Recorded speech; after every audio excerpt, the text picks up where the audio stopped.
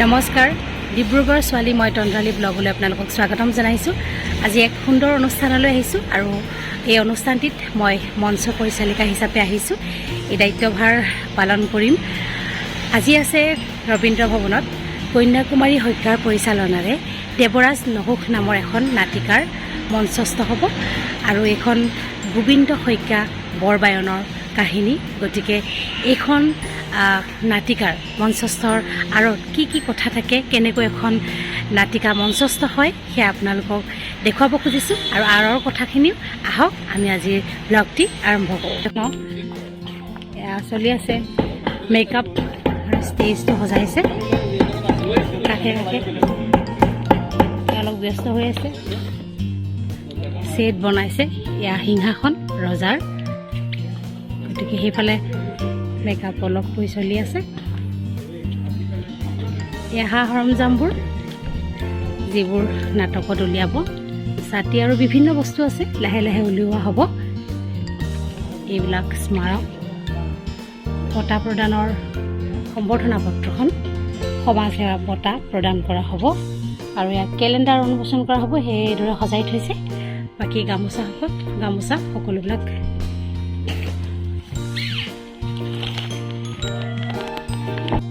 সাজু হ'লোঁ, মানে মেখেলা চাদৰ যি পিন্ধি ল'লোঁ আৰু যিহেতু গম পাইছে আজি এংকৰিং কৰিবলৈ আহিছোঁ আৰু আমাক সহায় কৰিবলৈ গিৰামণি আহিছে প্ৰায় লগত দেখেই। আৰু কেনেকৈ বাকীসকলে মেকআপ কৰিছে অকণমান মই দেখুৱাই দিওঁ আৰু আপোনালোকক কেমেৰা কৰি আছে সাগৰিকাই।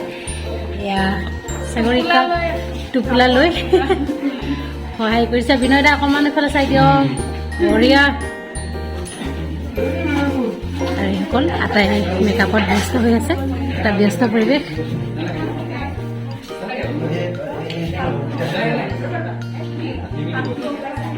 অকণমান ব্ৰহ্মা এইফালে চাই দিয়াচোন, ভিডিঅ' কৰিছোঁ। বৃহস্পতি আৰু তুমি গায়ন বায়ন। অকণমানি কৃষ্ণবোৰ ঘূৰি আছে আৰু এয়া এটা লগাই আছে ভৰিত, দেখিছে।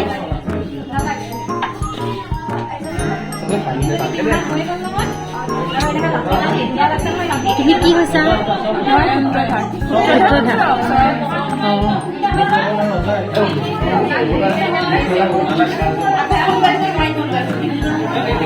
দেখুৱাই দিছোঁ পৰিৱেশটো আৰু টিকলু সহায় কৰিবলৈ মোক আহিছে। গতিকে ইয়াৰ পাছত আপোনালোকক নাটকখন দেখুৱাম, ষ্টেজ এংকৰিং অকণমান দেখুৱাম। তোমাৰ নামটো কি বেটা? ৰুচিতা শৰ্মা। আকৌ মঞ্চলৈ আগবাঢ়িছোঁ। তাৰপাছত কি হয় অকণমানকৈ দেখুৱাবলৈ চেষ্টা কৰিম। এওঁলোকে প্ৰেক্টিচ কৰি আছে। আজি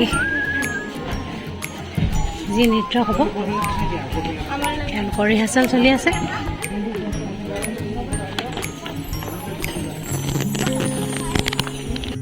খুব ধুনীয়া কথা এটা কওঁ, জীৱনত প্ৰথমবাৰ ৱাকি টকি লৈ এংকৰিং কৰিবলৈ আহিছোঁ। ৱাকি টকি লগাই কৰাৰ মজাই বেলেগ আৰু শিকিছোঁ নতুন কথা। আৰু এইফালে ৰবীন্দ্ৰ ভৱনৰ এই সুন্দৰ মঞ্চত নাট উপভোগ কৰিবলৈ অহা সংস্কৃতিপ্ৰেমী সুধী সমাজক নৃত্য নাট্যমৰ তৰফৰ পৰা প্ৰণাম জনাইছোঁ। আজি আমি প্ৰথমেই মঞ্চ উদ্বোধনী কাৰ্যসূচীলৈ আগবাঢ়িব বিচাৰিছোঁ। আজিৰ এই মঞ্চখনি উদ্বোধন কৰিবলৈ আমি আমন্ত্ৰণ কৰি আনিছোঁ ভাৰতীয় প্ৰশাসনিক সেৱাৰ প্ৰাক্তন আয়ুক্ত সচিব মাননীয় শ্ৰীযুত স্বপ্ননীল বৰুৱা ডাঙৰীয়া। তেখেত এজন জ্যেষ্ঠ সাংস্কৃতিক কৰ্মী, আমি প্ৰত্যেকেই চিনি পাওঁ, আমাৰ অতি আদৰৰ অতি শ্ৰদ্ধাৰ। তেখেতক মঞ্চলৈ আদৰি আনিবলৈ অনুৰোধ জনাইছোঁ নৃত্য নাট্যমৰ বিষয়ববীয়াসকলক।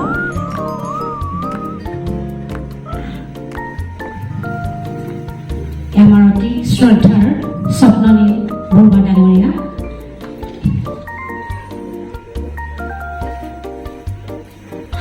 তেখেতক মঞ্চখনি উদ্বোধন কৰিবলৈ আমি আমন্ত্ৰণ কৰি আনিছোঁ। আমি তেখেতক এতিয়া শ্ৰদ্ধা জনাব বিচাৰিছোঁ নৃত্য নাট্যমৰ তৰফৰ পৰা। তেখেতক সন্মান জনাব সম্পাদক প্ৰকাশ ভাইমণিয়ে।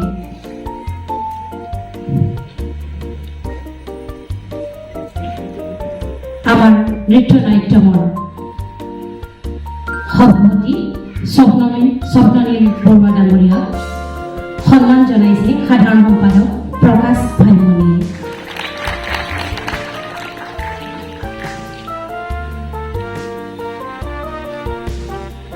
আমি শ্ৰদ্ধাৰ স্বপ্ননীল বৰুৱা ডাঙৰীয়াক দুআষাৰ কৈ মঞ্চখনি উদ্বোধন কৰিবলৈ অনুৰোধ জনাইছোঁ।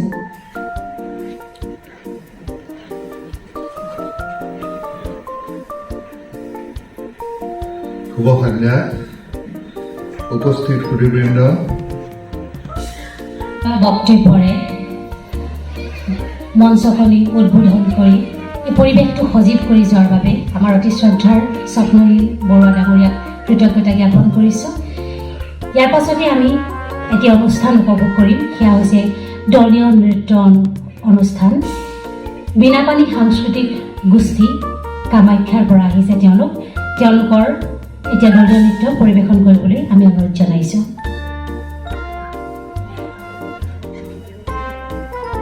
সাংস্কৃতিক গোষ্ঠীৰ শিল্পীসকলক ধন্যবাদ জ্ঞাপন কৰিছোঁ আৰু তেওঁলোকৰ শিল্পী জীৱনৰ উত্তৰোত্তৰ কামনা কৰিছোঁ। ইয়াৰ পাছত আমি এটি অতি সুন্দৰ অনুষ্ঠানলৈ আগবাঢ়িব বিচাৰিছোঁ, সেয়া হৈছে বন্তি প্ৰজ্বলন কাৰ্যসূচী।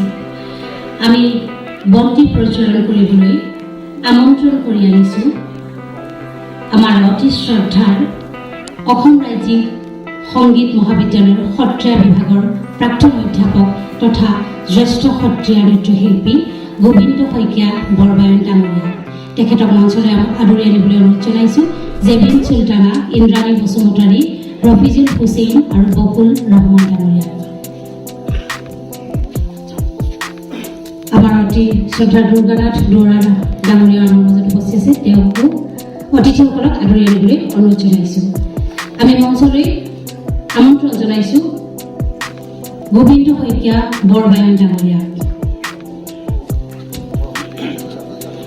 ইয়াৰ পাছতেই বন্তি প্ৰজ্বলন কাৰ্যসূচীৰ বাবে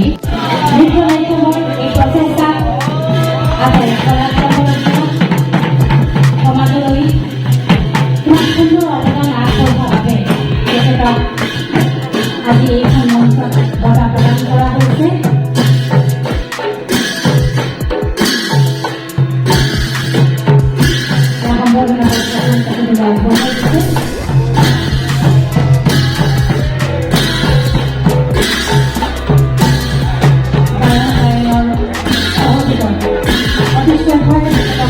প্রদান করা হয়েছে।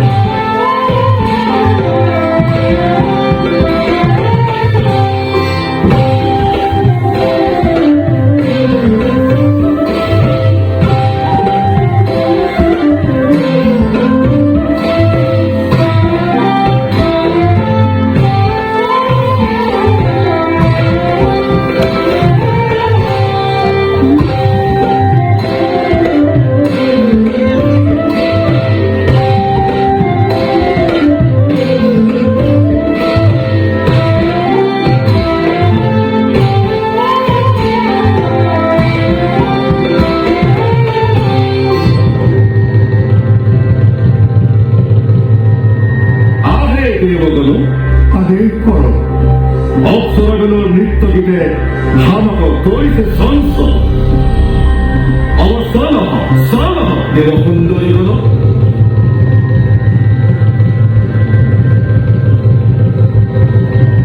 হাঁটু আসো মহারাজ, প্রতিপক্ষানা আহে দেব আমার সমীপে রাজরানী খসি নাকি আমত ঠিকানা বলল তুমি সত্তরে গয়া খসিক কহ কিয়া মুখ রখিলে আমত সত্তরে মহারাজ হাবু গয়া খসিক দিব এই সময়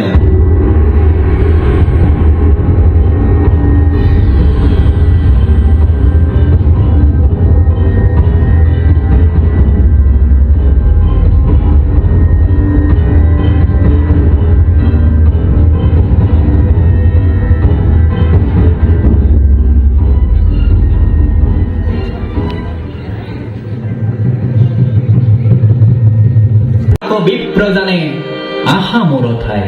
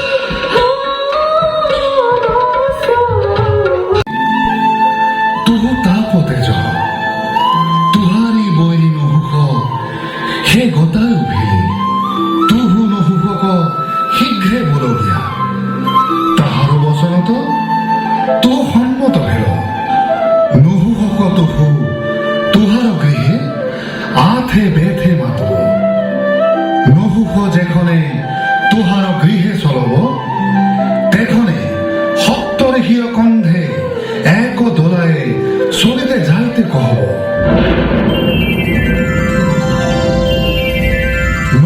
যেখনে তুহার গৃহে চলব তেখনে সপ্তরেহীয় কন্ধে এক দোলায়ে চলিতে যাইতে কহব সেই সময়ে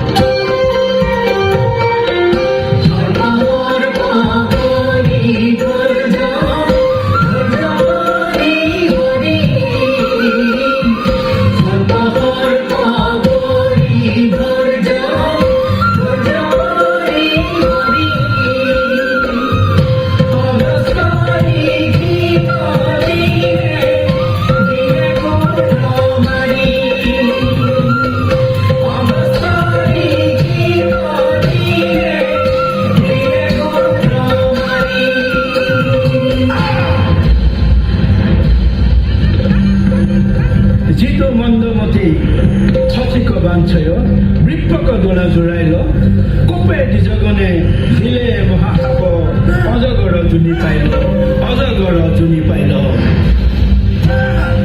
অজগর অর্জুনি পাইল অজগর অর্জুনি পাইল অজগর অর্জুনি পাইল অজগর অর্জুনি পাইল पापमती नुहुख तो हो देखने जाओ पृथ्वी उड़े अजगर हब अजगर हब